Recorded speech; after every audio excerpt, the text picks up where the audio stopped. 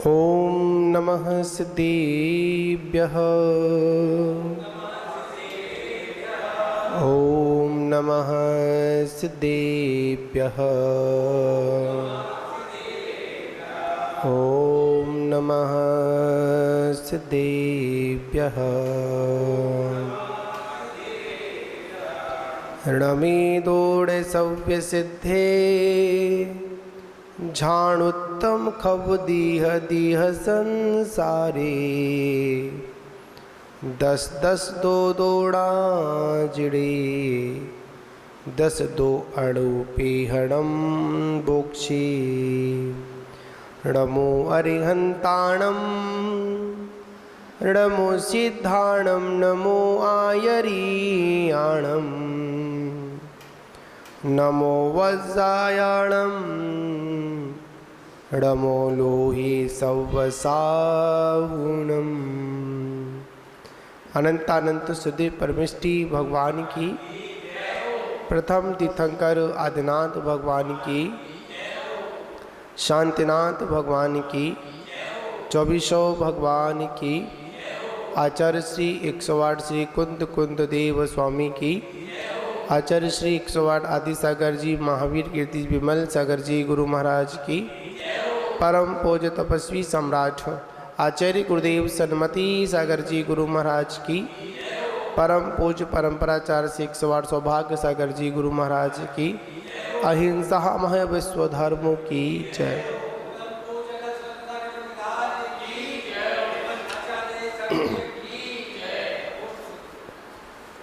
मान बाबू,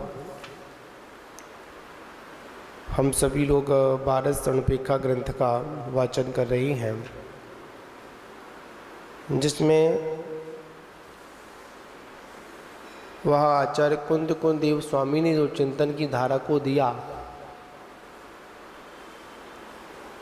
उसमें आश्रव अणुपेक्षा, क्या पैसा चला अपना आश्रव अणुपेक्षा, मतलब आश्रव और भिक्षा की चर्चा अपन कर रहे हैं। और इस आश्रवाणुपेक्षा में आचार्य भगवंत ने आश्रव के हेतु बताए। क्या बताए? आश्रव के हेतु बताए।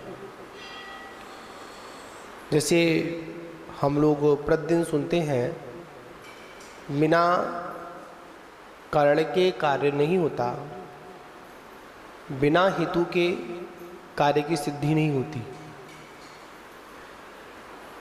अगर कोई कार्य हुआ है तो उसमें कोई ना कोई हेतु अवश्य होगा। तो उसी हेतु को परिचय कराने के लिए और उन हेतुओं का चिंतन करना बारसाणानुपेक्षा है, मतलब बारस अणुपेक्षा है, जिसमें 5 मिथ्वात, कसाय, अव्रत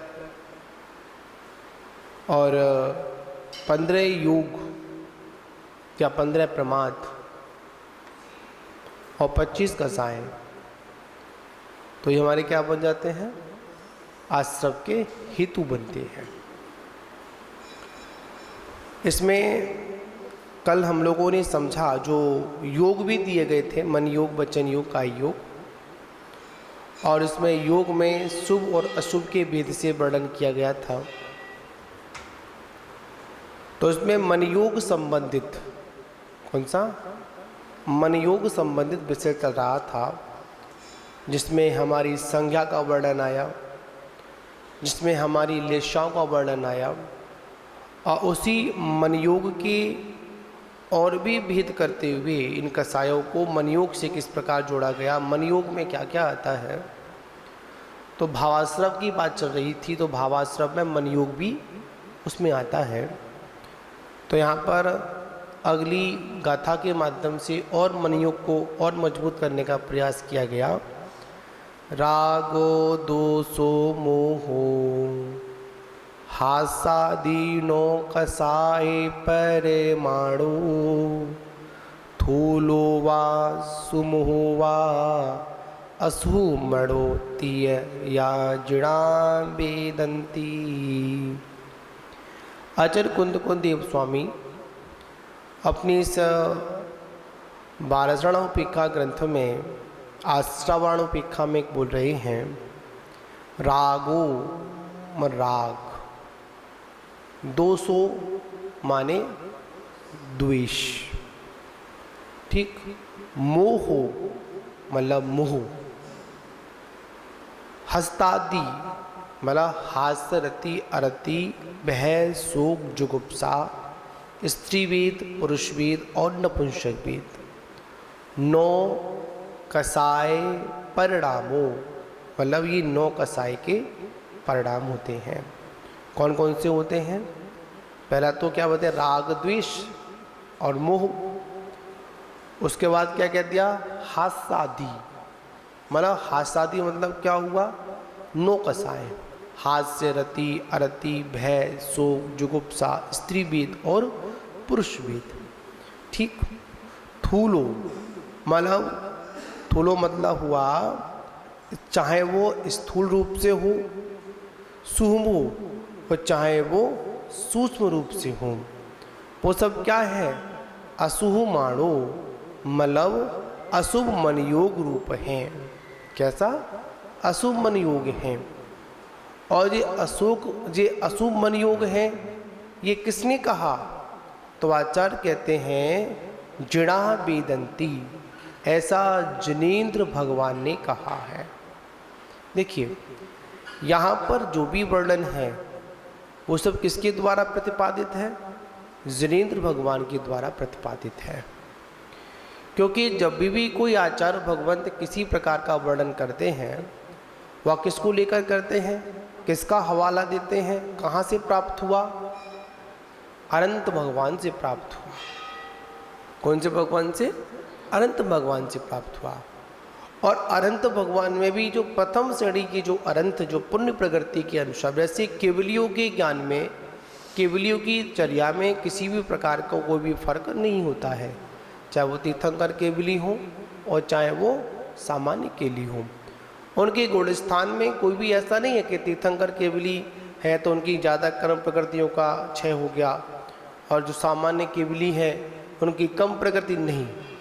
केवल ज्ञान की अपेक्षा से उनके ज्ञान में किसी भी प्रकार की क्या नहीं होता, कोई भी भेद प्रतिभेद नहीं होता। पर जो भेद प्रतिभेद हुए, एक की तीर्थंकर केवली सामान्य केवली, इसका भेद कहाँ से हुआ? इसका भेद हुआ कि जो उनके द्वारा जो बहरंग की जो पुण्य प्रकृति है, कहाँ की?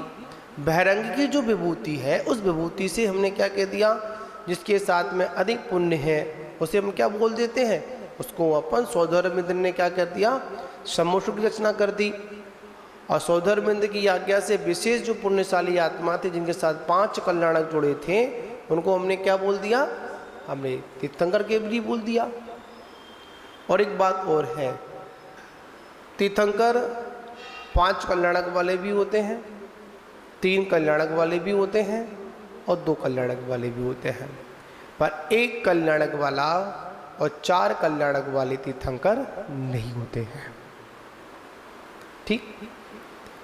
1 में मोक्ष कल्याणक आ जाएगा और 4 में गर्भ को छोड़कर जन्म तप ज्ञान और मोक्ष आ जाएगा, ठीक। अगर किसी के अगर 2 कल्याणक अगर होंगे तो कौन कौन से होंगे? बताया था पूर्व हम लोगों ने, 2 कल्याणक होंगे, ज्ञान कल्याणक और मोक्ष कल्याणक। 3 कल्याणक होंगे तो कौन से होंगे? तप कल्याणक, ज्ञान कल्याणक, मोक्ष कल्याणक। पर 4 कल्याणक किसी के नहीं होंगे, 1 कल्याणक किसी के नहीं होगा। हाँ, अगर कोई सामान्य केवली है उसकी व्यवस्था में तो अपन उसके भी देखा जाए तो 2 कल्याणक तो हो गई, एक सामान्यता से ज्ञान भी होगा और मोक्ष भी होगा। ऐसा नहीं है कि बिना ज्ञान हुए मोक्ष हो जाए, ऐसा नहीं होगा। उसको तो ज्ञान भी करना पड़ेगा, मोक्ष भी करना पड़ेगा, दीक्षा भी लेनी पड़ेगी। और एक बात और याद रखना, तीर्थंकर ही क्यों ना हो, जब तक वो दीक्षा नहीं लेते हैं तब तक उनको मोक्ष की प्राप्ति भी नहीं होती है। गृहस्थाश्रम से कभी कोई जीव मोक्ष नहीं गया, चाहे तीर्थंकर क्यों ना हो। क्या करना पड़ा उसको? भगवान बनने के लिए जी बाहरी आडंबरों का त्याग करना पड़ा। क्या करना पड़ा? बाहरी आडंबर। ये बाहर के आडंबर ही तो है, घर परिवार मित्र इष्ट अनिष्ट, ये सब क्या है? सब बाहर आडंबर हैं। जब तक हम बाहरी आडंबरों का त्याग नहीं करेंगे तब तक हम जिनेंद्र नहीं बन सकते हैं। और जिनेंद्र बनने के लिए जिनेंद्र की देशना का क्या करना पड़ेगा? हमको श्रवण करना पड़ेगा। जैसा जैसा जिनेंद्र परमात्मा ने कहा है वैसा वैसा हमको स्वीकार करना पड़ेगा। जिनेंद्र परमात्मा ने क्या कहा? राग द्वेष मोह हास्यादि 9 कसाय परिणाम है। और चाहे वो सूक्ष्म रूप में हो चाहे वो स्थूल रूप में हो, पर वो कैसे हैं? अशुभ मनयोग है। कैसे यहाँ पर सूक्ष्म की बात चल रही है? क्या चल रही है? चाहे स्थूल हो चाहे वो सूक्ष्म परिणाम हो, सब क्या है? अशुभ मनयोग है। आचार्य भगवंत हमको यहाँ पर 12 स्वर्णपिका ग्रंथ में आश्रय भावना में सबसे पहले अपने मनयोग को शुद्ध करने के लिए हमको सतत प्रेरणा दे रहे हैं। कुछ करो या मत करो, अपने मनयोग को शुद्ध करो। जहाँ पर हमारा मनयोग शुद्ध हो गया वहाँ पर सारे अपने आप क्या हो जाते हैं? सिद्धि प्राप्ति हो जाती है। अगर हमारा मनयोग शुद्ध नहीं है तो क्या होगा? कितना भी हम परिश्रम करें, कितना भी श्रम करें, पर बिना मनयोग के कुछ भी, शुद्धि के बिना कुछ नहीं हो सकता। इसलिए पहला स्थान किसका रखा? मनयोग रखा। और इस मनयोग के अंतर्गत बताया, अशुभ मनयोग बताया कि राग और द्वेष। क्या बताया? राग और द्वेष। जितनी भी जिनागम में चर्चा है, अगर वो चर्चा है तो किस पर है? इन 3 शब्दों पर है, राग द्वेष और मोह। अगर संसार है तो किसके बल पर है? राग द्वेष और मोह। अगर आज हम संसार में सुखी दुखी अगर हैं तो क्यों हैं? राग द्वेष और मोह। अगर किसी के साथ में बैर विरोध अगर है तो क्यों है? राग द्वेष और मोह। और इस राग द्वेष और मोह के कारण ही हम इन संसार सागर में परिभ्रमण करते हैं। तो आचार्य भगवंत कहते हैं कि राग द्वेष है क्या? तो बड़ी सुंदर बात कही यहाँ पर। राग द्वेष आखिर में क्या है? तो कह रहे हैं विचित्र चारित्र मोहिनी विपाक कारणभूतो इष्ट अनिष्ट पदार्थेषु यो आत्म परिणामो, ये क्या? प्रीति अप्रीति रूपो भावः। क्या शब्द दिया आचार्य भगवंत की टीका में? क्या बोल रहे हैं?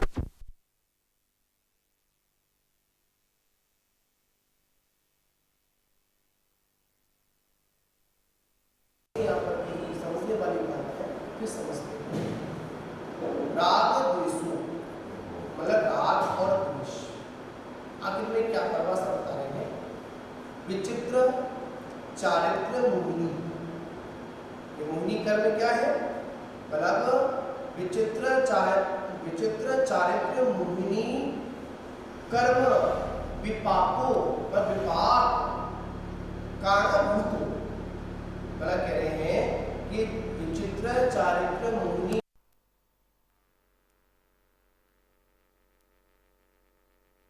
हैं, मतलब विपाक मत क्या होते हैं? विपाक मत उदय में आना, विपाक भाव होते हैं। उनके कारणभूत इष्ट अनिष्ट पदार्थेषु, इष्ट और अनिष्ट पदार्थों में यो मतलब क्या करना? आत्म ही परिणामो, मतलब आत्मा के जो परिणाम कैसे होते हैं? प्रीति अप्रीति रूपो भावः भावात्।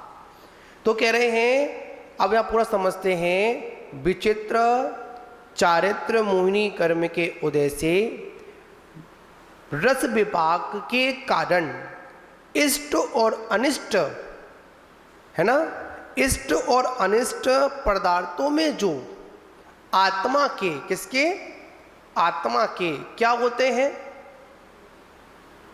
प्रीति और अप्रीति और अप्रीति के भाव होते हैं, उसे हम क्या कहते हैं, उसको अपन राग और द्वेष कहते हैं। उदय में आना, विपाक होता पकना, है ना। विपाक माना क्या होता है, पकना होता है। जब उदय में आएगा तो रस पकेगा तो स्वाद लेंगे अपन उसका, ठीक है ना। तो यहाँ पर कहा, देखिए एक बात बड़ी सुंदर बात है, राग द्वेष की बात है। मानते हैं इस पेंसिल को हमसे राग है, इस पेंसिल से हमको राग है। किसको राग है, हमको राग है, पर इस पेंसिल को हमसे राग नहीं है। कितनी बीतरागी है ये, है नहीं है, बीतरागी है नहीं है,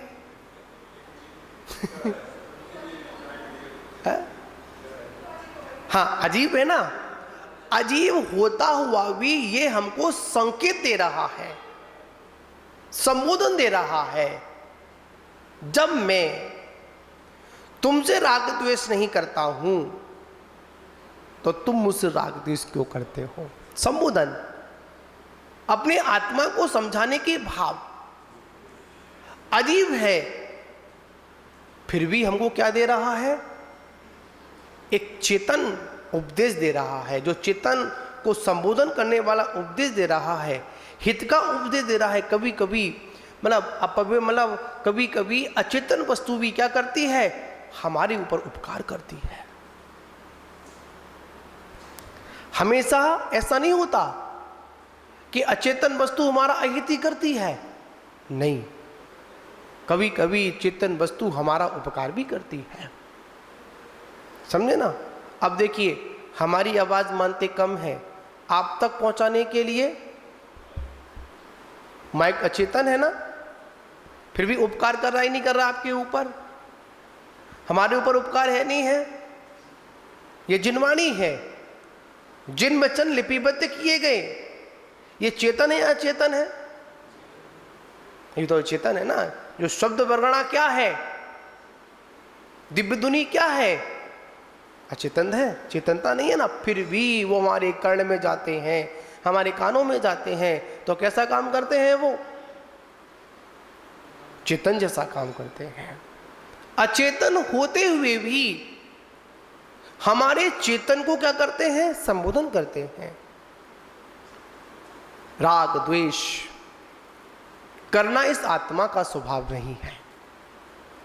किसका स्वभाव नहीं है, इस आत्मा का स्वभाव क्या करना नहीं है, राग द्वेष करना नहीं है। तभी हम इस प्रकार का चिंतन करेंगे, तब जाकर हमारी राग द्वेष की प्रवृत्ति हमसे दूर होगी। मेरा स्वभाव क्या, राग द्वेष करना, क्या करना, राग द्वेष करना। बताया था ना, प्रीति और अप्रीति, ज्ञान और अज्ञान,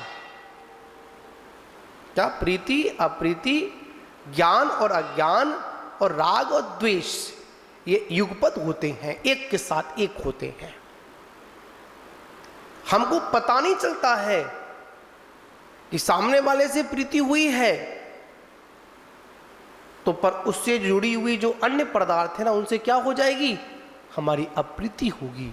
युगपद कैसे होते हैं, युगपद होते हैं।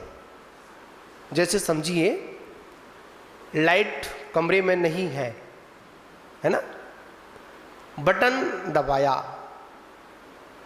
तो बताओ बटन दबाना और लाइट आना युगपत है या अलग अलग है, युगपत।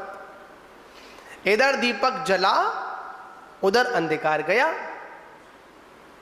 जिस प्रकार हमारे अंतरंग में श्रद्धा प्रकट हुआ, देखो ज्ञान तो हमको था, क्या था अपने को, ज्ञान तो था, ज्ञान कहीं बाहर से तो नहीं आया।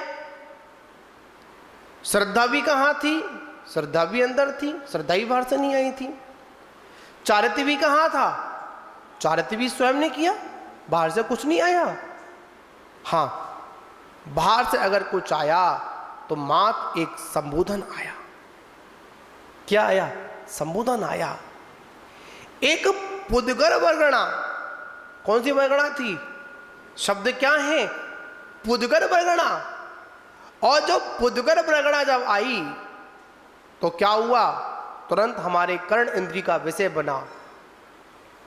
और जैसी कर्ण इंद्रिय का विषय बना तो क्या हुआ? तुरंत हमारे अंतरंग की शक्ति क्या हो गई? जागृत हो गई। सम्यक दर्शन में देशना लब्धि का बड़ा ही महत्व है। किसका महत्व है? देशना लब्धि। एक प्रसंग आता है, कथा आती है चोर की। कौन था? चोर। उसको यह शिक्षा दी गई थी, कहीं पर भी मुनियों का उपदेश हो रहा हो उसको मत सुनना। क्या उपदेश दिया गया? कहीं पर भी किसका उपदेश हो रहा हो? मुनियों का उपदेश हो रहा हो तो आप भूलकर भी मत सुनना।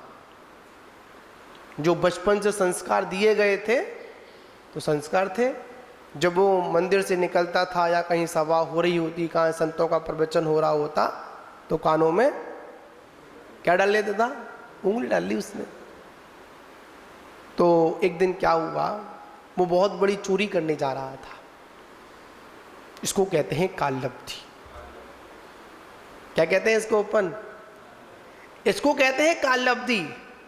इसको कहते हैं होनहार। समझे ना? इसको कहते हैं कर्म का विपाक क्षय, मतलब वो कर्म क्षय को प्राप्त हो रहा है, शुभ का उदय आने वाला है। तो किसी ऐसे व्यक्ति क्या चोरी करने जा रहा था कि जहां पर वो इंद्र की भांति रहता था। क्या रहता था? उस अपने को क्या मानता था? इंद्र मानता था। तो मुनराज के प्रवचन चल रहे थे, वो चोर निकल रहा था।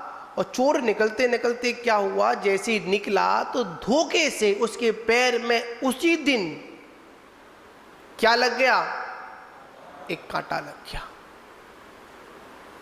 और जैसे ही कांटा लगा, अब कांटा लगेगा तो वेदना तो पैर में होगी, तो कांटा तो निकालना पड़ेगा। और कांटा जब निकालना पड़ेगा तो कान से क्या निकालनी पड़ेगी? उंगली भी निकालनी पड़ेगी। ठीक है? तो उसने कांटा निकालने के लिए जैसे ही कानों से उंगली उठाई, निकाली, कांटा निकालने लगा, उतनी देर में दो शब्द उसके कान में पड़ गए। जिसने अभी तक देशना नहीं सुनी थी, दो शब्द क्या उसके कान में पड़े, वो दो शब्द उसके लिए अमृत का काम कर गए। पहला उपदेश ये मिला कि इंद्रों की कभी परछाई नहीं पड़ती है। जो देवता होते हैं उनकी क्या नहीं पड़ती है? परछाई नहीं पड़ती है। और देवताओं के शरीर में कभी भी खून, हाड़, मांस नहीं होता है। दो शब्द मिले, तुरंत कांटा निकाला, कान में फिर उंगली डाली, फिर निकल गया उस चोरी करने के लिए।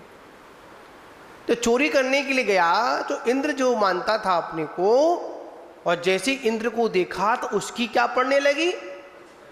परछाई पड़ने लगी। गया था चोरी करने के लिए,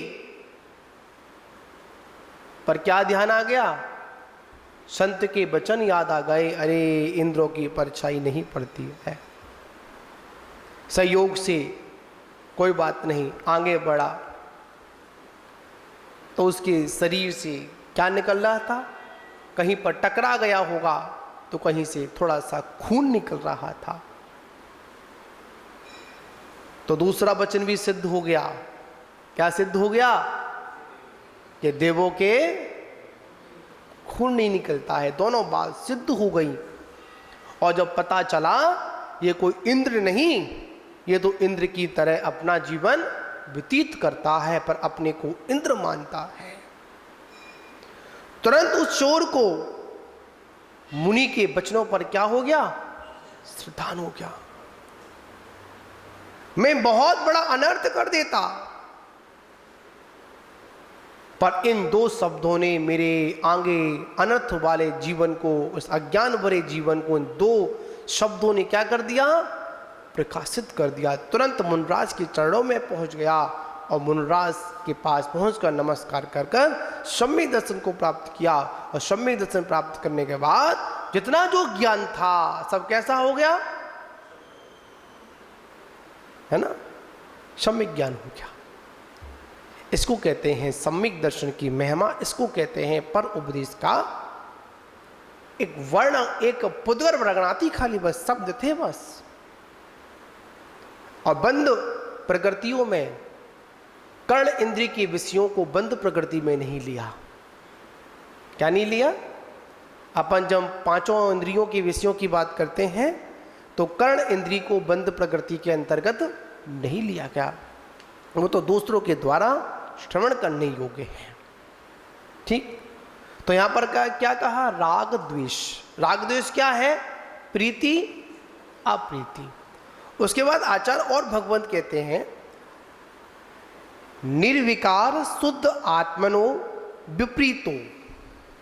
क्या कह रहे हैं? निर्विकार शुद्ध आत्मनो, मतलब शुद्ध आत्मा से विपरीत इष्ट अनिष्ट इंद्रिय विशेषु हर्ष विषादात्मको चारित्र मोह प्रकार भूतो रागत द्वेषो। टीका में आचार्य भगवंत ने क्या कहा? बड़ी सुंदर बात कही यहाँ पर।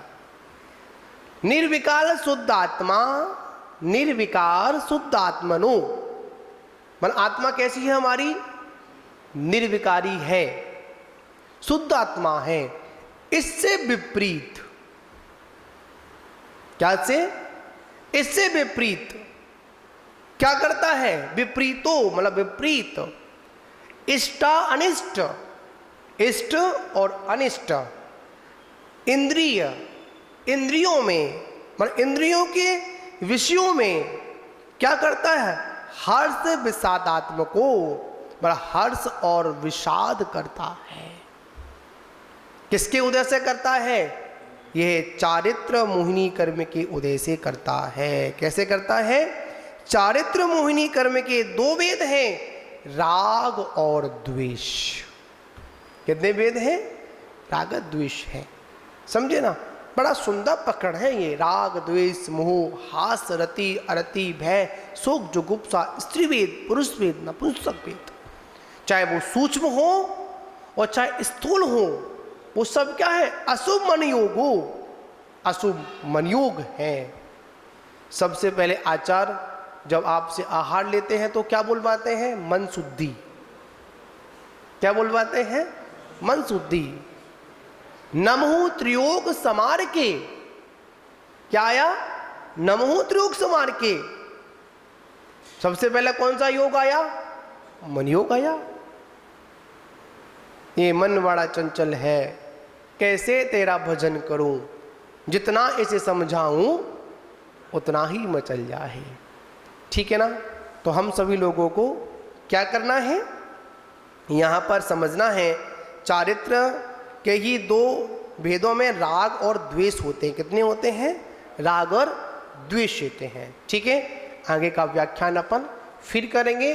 और यहाँ पर यही समझना है 9 कसायों की बात की जा रही है। 9 कसायों में राग द्वेष मोह, ठीक, ये मनयोग समय चल रहा है, जिसमें हास्य रति अरति भय शोक जुगुप्सा स्त्री वेद पुरुष वेद और नपुंसक वेद 9 कसाय हैं। पर 9 कसाई भी हमारे जीवन बहुत बड़ा क्या करती हैं? परिवर्तन करती हैं। इसी भावना के साथ विराम।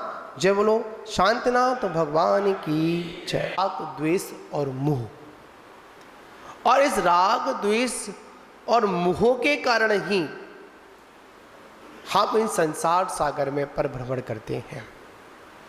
तो आचार्य भगवंत कहते हैं कि राग द्वेष है क्या?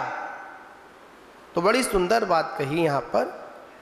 राग द्वेष आखिर में क्या है? तो कह रहे हैं विचित्र चारित्र मोहिनी विपाग कारणभूतो इष्ट अनिष्ट पदार्थेषु यो आत्म परिणामो, ये क्या? प्रीति अप्रीति रूपो भावः। क्या शब्द दिया आचार्य भगवत की टीका में, क्या बोल रहे हैं?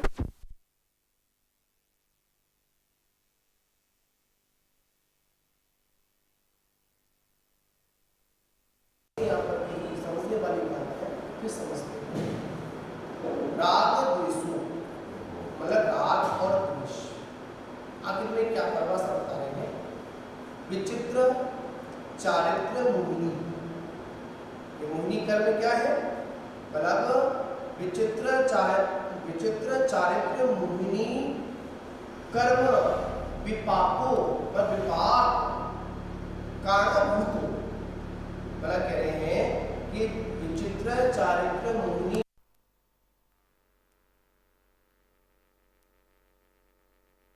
हैं, मतलब विपाक मत क्या होते हैं? विपाक मत उदय में आना, विपाक भाव होते हैं।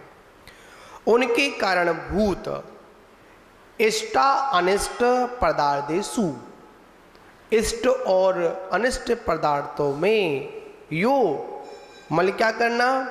आत्म ही परिणामो, मतलब आत्मा के जो परिणाम कैसे होते हैं?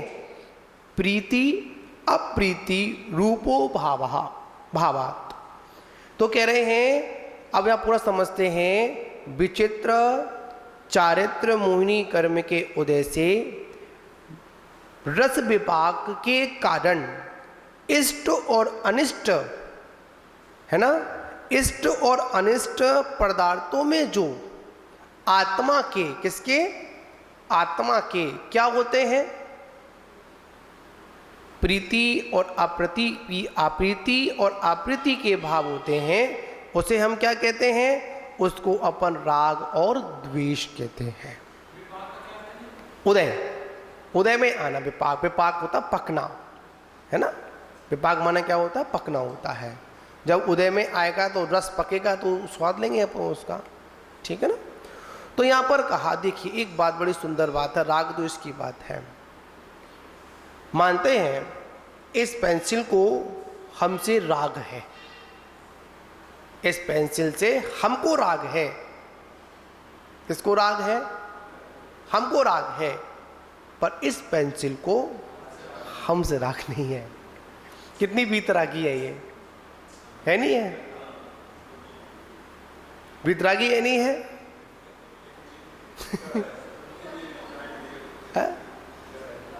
हाँ, अजीब है ना? अजीब होता हुआ भी ये हमको संकेत दे रहा है, संबोधन दे रहा है। जब मैं तुमसे राग द्वेष नहीं करता हूं तो तुम मुझसे राग द्वेष क्यों करते हो? संबोधन, अपने आत्मा को समझाने के भाव। अजीब है, फिर भी हमको क्या दे रहा है? एक चेतन उपदेश दे रहा है, जो चेतन को संबोधन करने वाला उपदेश दे रहा है, हित का उपदेश दे रहा है। कभी कभी मतलब कभी कभी अचेतन वस्तु भी क्या करती है? हमारे ऊपर उपकार करती है। हमेशा ऐसा नहीं होता कि अचेतन वस्तु हमारा अहित ही करती है, नहीं, कभी कभी चेतन वस्तु हमारा उपकार भी करती है। समझे ना? अब देखिए, हमारी आवाज मानते कम है, आप तक पहुंचाने के लिए माइक अचेतन है ना, फिर भी उपकार कर रहा ही नहीं कर रहा आपके ऊपर। हमारे ऊपर उपकार है नहीं है? ये जिनवाणी है, जिन वचन लिपिबद्ध किए गए, ये चेतन है या अचेतन है? ये तो चेतन है ना। जो शब्द वर्णना क्या है? दिव्य धुनी क्या है? अचेतन है, चेतनता नहीं है ना। फिर भी वो हमारे कर्ण में जाते हैं, हमारे कानों में जाते हैं, तो कैसा काम करते हैं? वो चेतन जैसा काम करते हैं। अचेतन होते हुए भी हमारे चेतन को क्या करते हैं? संबोधन करते हैं। राग द्वेष करना इस आत्मा का स्वभाव नहीं है। किसका स्वभाव नहीं है? इस आत्मा का स्वभाव क्या करना नहीं है? राग द्वेष करना नहीं है। तभी हम इस प्रकार का चिंतन करेंगे, तब जाकर हमारी राग द्वेष की प्रवृत्ति हमसे दूर होगी। मेरा स्वभाव क्या? राग द्वेष करना। क्या करना? राग द्वेष करना। बताया था ना, प्रीति और अप्रीति, ज्ञान और अज्ञान। क्या? प्रीति अप्रीति, ज्ञान और अज्ञान, और राग और द्वेष, ये युगपत होते हैं, एक के साथ एक होते हैं। हमको पता नहीं चलता है कि सामने वाले से प्रीति हुई है तो पर उससे जुड़ी हुई जो अन्य पदार्थ है ना, उनसे क्या हो जाएगी? हमारी अप्रीति होगी। युगपद कैसे होते हैं? युगपद होते हैं। जैसे समझिए, लाइट कमरे में नहीं है ना, बटन दबाया, तो बताओ, बटन दबाना और लाइट आना युगपत है या अलग अलग है? युगपत। इधर दीपक जला, उधर अंधकार गया। इस प्रकार हमारे अंतरंग में श्रद्धा प्रकट हुआ। देखो, ज्ञान तो हमको था। क्या था? अपने को ज्ञान तो था, ज्ञान कहीं बाहर से तो नहीं आया। श्रद्धा भी कहां थी? श्रद्धा भी अंदर थी, श्रद्धा ही बाहर से नहीं आई थी। चारित्र्य भी कहां था? चारित्र्य भी स्वयं ने किया, बाहर से कुछ नहीं आया। हां, बाहर से अगर कुछ आया तो मात्र एक संबोधन आया। क्या आया? संबोधन आया। एक पुद्गर वर्गणा। कौन सी वर्गणा थी? शब्द क्या है? पुद्गर वर्गणा। और जो पुद्गर वर्गणा जब आई तो क्या हुआ? तुरंत हमारे कर्ण इंद्रिय का विषय बना। और जैसी कर्ण इंद्रिय का विषय बना तो क्या हुआ? तुरंत हमारे अंतरंग की शक्ति क्या हो गई? जागृत हो गई। सम्यक दर्शन में देशनालब्धि का बड़ा ही महत्व है। किसका महत्व है? देशनालब्धि। एक प्रसंग आता है, कथा आती है चोर की। कौन था? चोर। उसको यह शिक्षा दी गई थी, कहीं पर भी मुनियों का उपदेश हो रहा हो उसको मत सुनना। क्या उपदेश दिया गया? कहीं पर भी किसका उपदेश हो रहा हो? मुनियों का उपदेश हो रहा हो तो आप भूलकर भी मत सुनना। जो बचपन से संस्कार दिए गए थे तो संस्कार थे, जब वो मंदिर से निकलता था या कहीं सभा हो रही होती, कहाँ संतों का प्रवचन हो रहा होता, तो कानों में क्या डाल लेता था? उंगली डाल ली उसने। तो एक दिन क्या हुआ, वो बहुत बड़ी चोरी करने जा रहा था। इसको कहते हैं काललब्धि। क्या कहते हैं इसको अपन? इसको कहते हैं काललब्धि। इसको कहते हैं होनहार। समझे ना? इसको कहते हैं कर्म का विपाक क्षय, मतलब वो कर्म क्षय को प्राप्त हो रहा है, शुभ का उदय आने वाला है। तो किसी ऐसे व्यक्ति क्या चोरी करने जा रहा था कि जहां पर वो इंद्र की भांति रहता था। क्या रहता था? उस अपने को क्या मानता था? इंद्र मानता था। तो मुनराज के प्रवचन चल रहे थे, वो चोर निकल रहा था, और चोर निकलते निकलते क्या हुआ, जैसे ही निकला तो धोखे से उसके पैर में उसी दिन क्या लग गया? एक कांटा लग गया। और जैसे ही कांटा लगा, अब कांटा लगेगा तो वेदना तो पैर में होगी, तो कांटा तो निकालना पड़ेगा। और कांटा जब निकालना पड़ेगा तो कान से क्या निकालनी पड़ेगी? उंगली भी निकालनी पड़ेगी। ठीक है? तो उसने कांटा निकालने के लिए जैसे ही कानों से उंगली उठाई, निकाली, कांटा निकालने लगा, उतनी देर में दो शब्द उसके कान में पड़ गए। जिसने अभी तक देशना नहीं सुनी थी, दो शब्द क्या उसके कान में पड़े, वो दो शब्द उसके लिए अमृत का काम कर गए। पहला उपदेश ये मिला कि इंद्रों की कभी परछाई नहीं पड़ती है। जो देवता होते हैं उनकी क्या नहीं पड़ती है? परछाई नहीं पड़ती है। और देवताओं के शरीर में कभी भी खून हाड़ मांस नहीं होता है। दो शब्द मिले, तुरंत कांटा निकाला, कान में फिर उंगली डाली, फिर निकल गया उस चोरी करने के लिए। तो चोरी करने के लिए गया तो इंद्र जो मानता था अपने को, और जैसे इंद्र को देखा तो उसकी क्या पड़ने लगी, परछाई पड़ने लगी। गया था चोरी करने के लिए, पर क्या ध्यान आ गया, संत के वचन याद आ गए, अरे इंद्रों की परछाई नहीं पड़ती है। संयोग से कोई बात नहीं, आगे बढ़ा तो उसके शरीर से क्या निकल रहा था, कहीं पर टकरा गया होगा तो कहीं से थोड़ा सा खून निकल रहा था।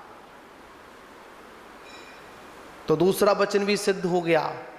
क्या सिद्ध हो गया कि देवों के खून नहीं निकलता है। दोनों बात सिद्ध हो गई। और जब पता चला ये कोई इंद्र नहीं, ये तो इंद्र की तरह अपना जीवन व्यतीत करता है पर अपने को इंद्र मानता है, तुरंत उस चोर को मुनि के वचनों पर क्या हो गया, श्रद्धान हो गया। मैं बहुत बड़ा अनर्थ कर देता, पर इन दो शब्दों ने मेरे आगे अनर्थ वाले जीवन को, उस अज्ञान भरे जीवन को, इन दो शब्दों ने क्या कर दिया, प्रकाशित कर दिया। तुरंत मुनराज के चरणों में पहुंच गया और मुनराज के पास पहुंचकर नमस्कार कर सम्यक दर्शन को प्राप्त किया। और सम्यक दर्शन प्राप्त करने के बाद जितना जो ज्ञान था सब कैसा हो गया, है ना, सम्यक ज्ञान हो गया।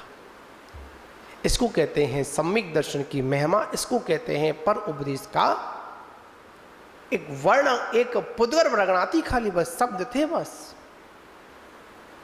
और बंद प्रकृतियों में कर्ण इंद्रिय के विषयों को बंद प्रकृति में नहीं लिया। क्या नहीं लिया? अपन जब पांचों इंद्रियों के विषयों की बात करते हैं तो कर्ण इंद्रिय को बंद प्रकृति के अंतर्गत नहीं लिया गया, वो तो दूसरों के द्वारा श्रवण करने योग्य है। ठीक, तो यहां पर क्या कहा, राग द्वेष। राग द्वेष क्या है, प्रीति अप्रीति। उसके बाद आचार्य और भगवंत कहते हैं निर्विकार शुद्ध आत्मनो विपरीतो। क्या कह रहे हैं, निर्विकार शुद्ध आत्मनो, मतलब शुद्ध आत्मा से विपरीत, इष्ट अनिष्ट इंद्रिय विशेषु हर्ष विषादात्मको चारित्र मोह प्रकार भूतो रागत द्वेषो। टीका में आचार्य भगवंत ने क्या कहा, बड़ी सुंदर बात कही यहाँ पर।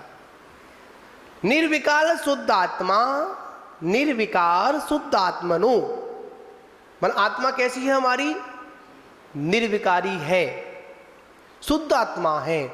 इससे विपरीत,